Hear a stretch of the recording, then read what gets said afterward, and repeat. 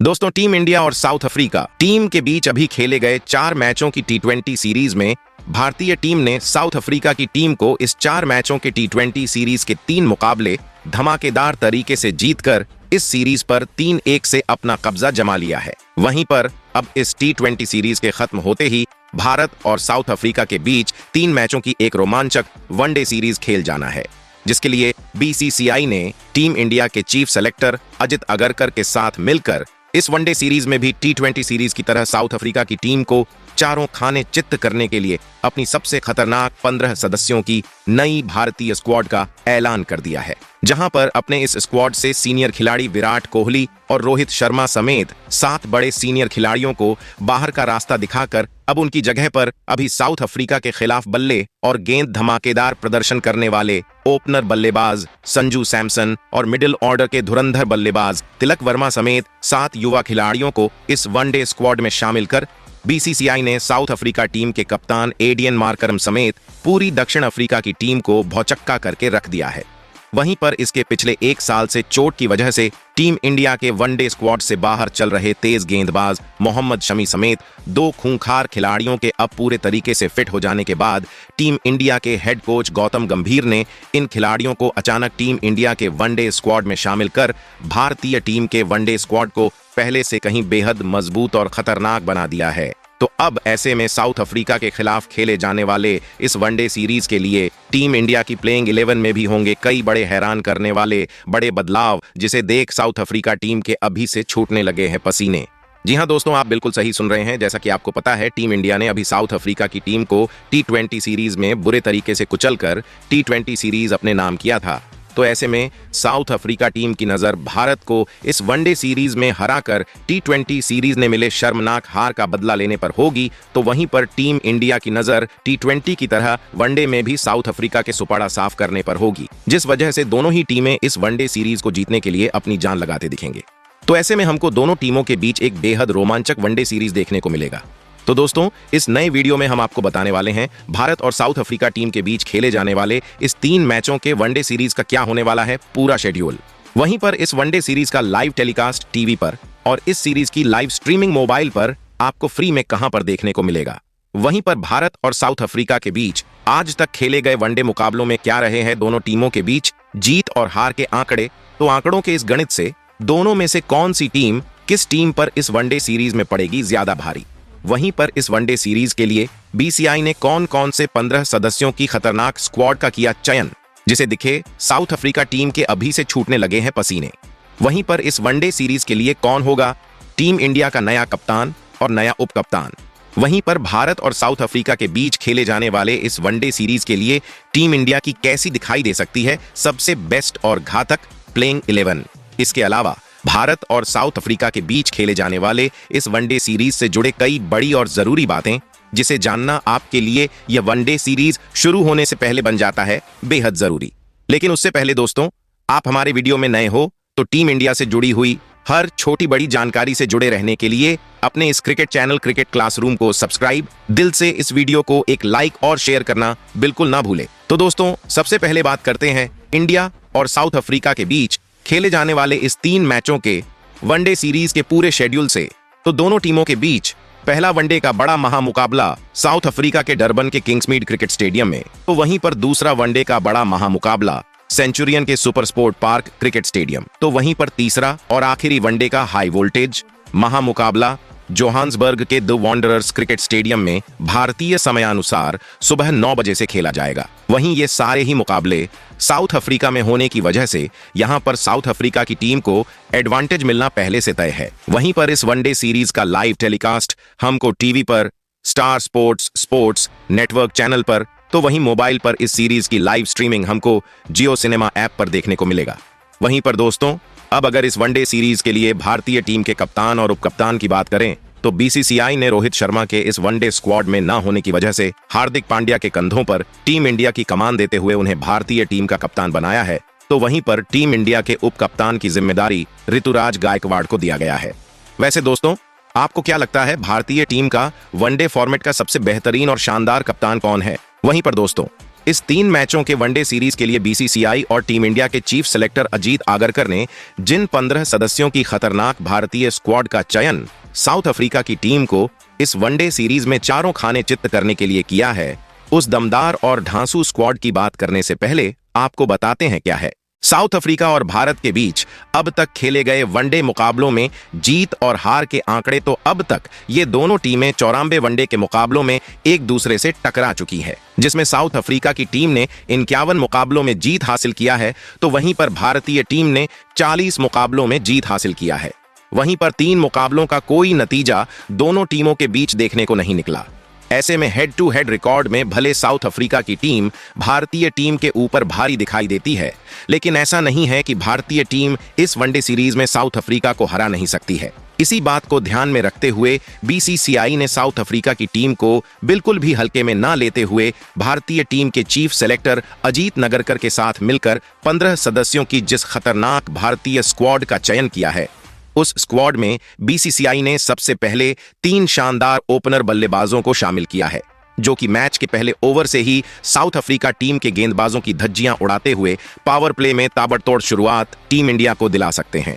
तो इस स्क्वाड में पहले ओपनर बल्लेबाज के तौर पर बाएं हाथ के शानदार बल्लेबाज ईशान किशन को शामिल किया गया है। ईशान किशन काफी लंबे समय से टीम इंडिया के क्रिकेट के तीनों फॉर्मेट से बाहर चल रहे थे, तो अब इनकी वापसी इस वनडे सीरीज के लिए हुआ।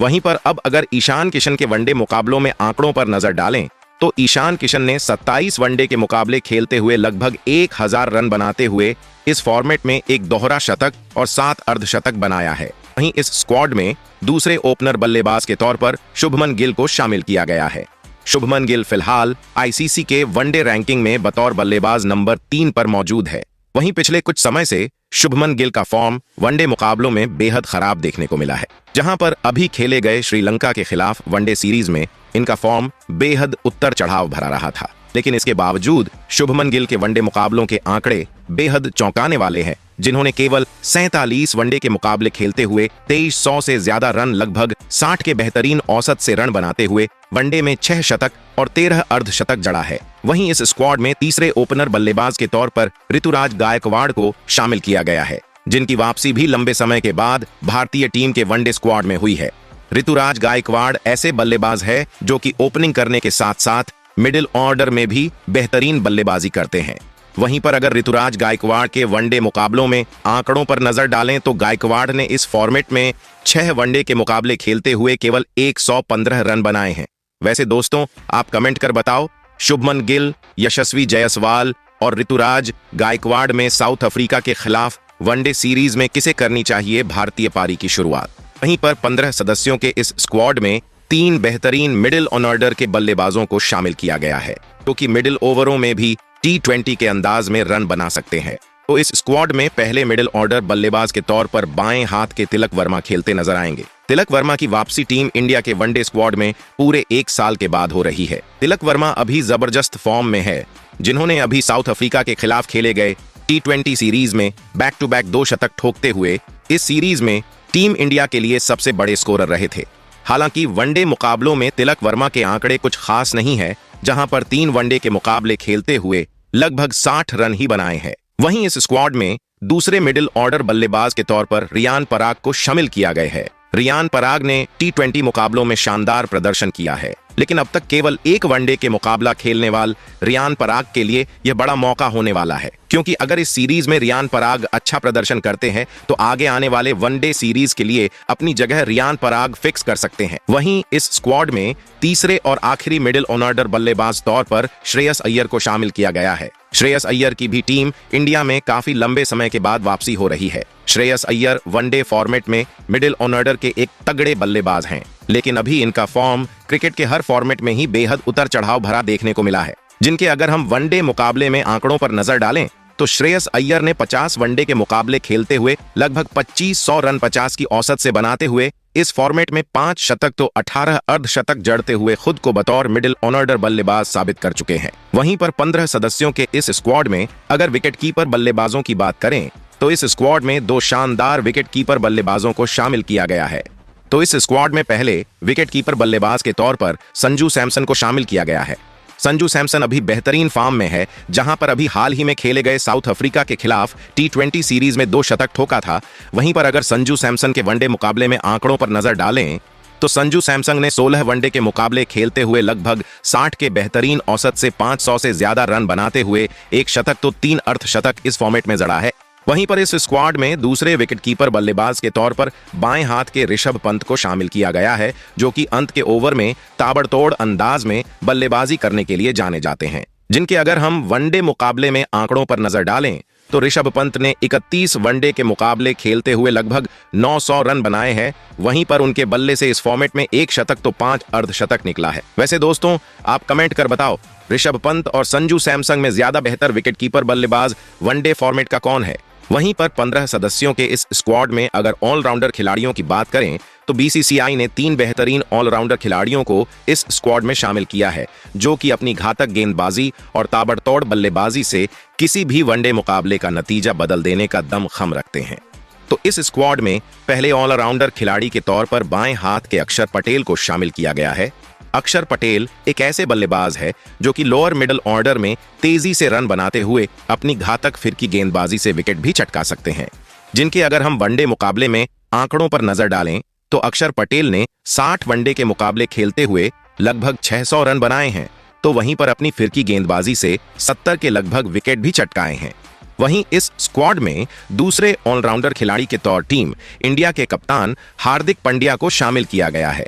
वहीं पर इनकी वापसी वनडे वर्ल्ड कप के दौरान चोटिल हो जाने के बाद लगभग 1 सालों के बाद वनडे मुकाबलों के लिए हो रही है। तो ऐसे में हार्दिक पांड्या जरूर साउथ अफ्रीका के खिलाफ वनडे सीरीज में बतौर ऑलराउंड खिलाड़ी धमाकेदार प्रदर्शन करना चाहेंगे। वहीं पर अगर हार्दिक पांड्या के वनडे मुकाबलों में आंकड़ों पर नजर डालें तो 86 वनडे के मुकाबले खेलते हुए लगभग 1800 रन बनाते हुए इस फॉर्मेट में अपनी घातक गेंदबाजी से 84 विकेट भी चटकाए हैं। वहीं पर इस स्क्वाड में तीसरे और आखिरी ऑलराउंडर खिलाड़ी के तौर पर वाशिंगटन सुंदर को शामिल किया गया है, जो कि अपनी बल्लेबाजी और स्पिन गेंदबाजी से विरोधी टीमों के लिए काल साबित हो सकते हैं। जिनके अगर हम वनडे मुकाबले में आंकड़ों पर नजर डालें तो वाशिंगटन सुंदर ने 22 वनडे के मुकाबले खेलते हुए लगभग 350 रन बनाते हुए 1 अर्धशतक जड़ा है, तो वहीं पर अपनी फिरकी गेंदबाजी से 23 विकेट भी निकाला है। वहीं पर 15 सदस्यों के इस स्क्वाड में अगर गेंदबाजों की बात करें तो बीसीसीआई ने 4 बेहतरीन गेंदबाजों को शामिल किया है,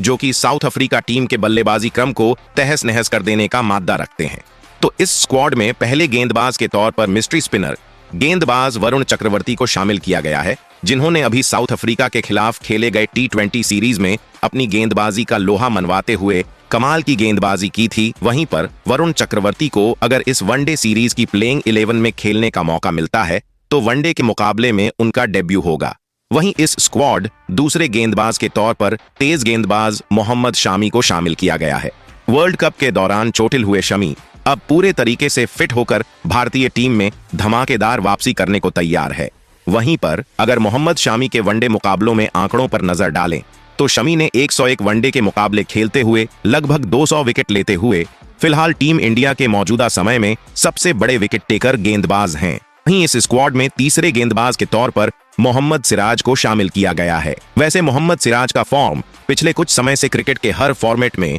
बेहद ही साधारण देखने को मिला है।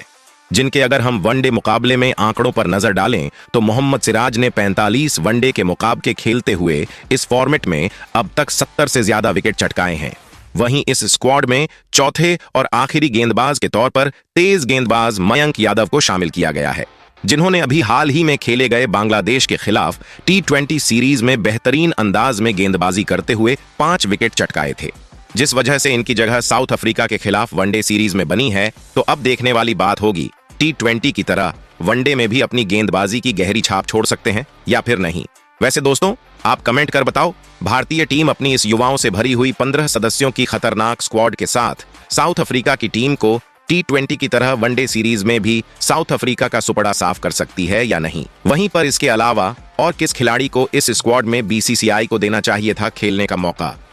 वहीं पर आपके लिहाज से इस वनडे सीरीज के लिए टीम इंडिया की क्या होनी चाहिए सबसे बेस्ट प्लेइंग 11।